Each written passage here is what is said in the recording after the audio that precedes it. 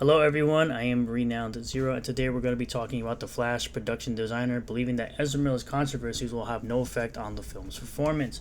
Jumping into this article from Bounding in the Comics. The Flash production designer believes Ezra Miller controversies will have no effect on the film's performance. That quote, people will forget that. No, they won't, because the internet never forgets, especially when it's about someone who's doing things like grooming children.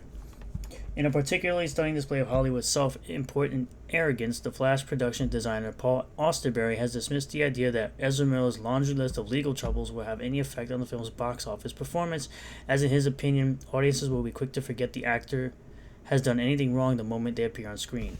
That is 100% incorrect. And I have a feeling most people are watching this movie to see Michael Keaton's Batman anyway. Similar to how people were hoping to see in Spider-Man No Way Home the return of Tobey Maguire's Spider-Man and Andrew Garfield, which they did very well, and those things actually did happen. They came back as Spider-Man, and the movie was awesome. Austerberry, who has also served as the production designer on such films as The Shape of Water and It Chapter 2, offered his opinion on the Miller situation during a recent interview given to Canada's CBC News. Following a brief reflection on his approach to bringing Bruce Wayne's Batcave and Batwing back from the annals of cinema history for Keaton's return to the role, that would be like the only thing I'd want to see in this movie is Michael Keaton as Batman, which they should do a Batman Beyond movie with him as Bruce Wayne. Austerberry noted how he once built full-size cardboard replicas of the Dark Knight's vehicles and laughed, quote, "It's kind of funny that I was able to actually do the real deal." The designer then admitted, in light of the fact that the studio reportedly spent roughly $220 million to produce the film, The Flash was considered to be a big deal for Warner Brothers. To that end, Austerberry explained that, quote, "We're designing these things and designing the film for the big screen. This is a big screen, movie-going experience. I hope most people see it on the big screen." He added, "This kind of movie is made for the multiplex. It's made for the big spectacle." I haven't broached the topic of just how important the Scarlet Speedster's solo outing was to the studio, which it's not a solo outing. Essentially, when you have more than one hero and you have multiple Batmans and multiple Flashes, which means it's not a solo film, really.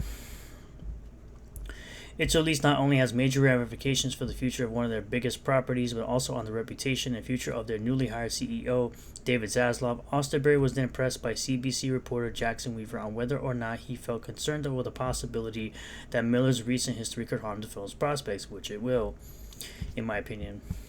Quote, "People will forget that." No, they won't. They definitely will not forget the heinous things that Ezra Miller has done to women and children. He asserted in turn before proceeding to sidestep the question by moving to praise how Miller shot the film in two different chunks, due to it featuring two different Barry Allens, and the fact that the actor apparently only took 3 days off during the filming of their parts. Who cares? Why does that matter? Ultimately, rather than elaborate any further as to why he thought audiences would collectively rush out to support the film in spite of Miller, I don't think people are rushing out to support Miller. I feel like more people are going to be rushing out to see Michael Keaton as Batman. Similar to how people wanted to rush out and see Spider-Man No Way Home for Tobey Maguire, who is the GOAT, and Andrew Garfield. Austerberry instead simply concluded, quote, "For my profession and what I do, it's fantastic to see that these films are being made because we can create whatever we want in the world." And in my opinion, I believe Grant Gustin should have been the Flash in the movies, considering, in my opinion, I feel like he embodies the character better as the Flash in the TV show, so I felt like he would be a better presence as the Flash in the movie, so I thought they would have been better to just use him. As of writing, Miller is set to return to his titular role, perhaps for the last time, though everyone from Zaslav to current DC head James Gunn are currently refraining from making an actual decision on the matter when The Flash bolts into theaters on June 16th. So now I don't think, like I said, that anyone will be rushing out to see this because of Ezra Miller, because he's terrible as The Flash, in my opinion.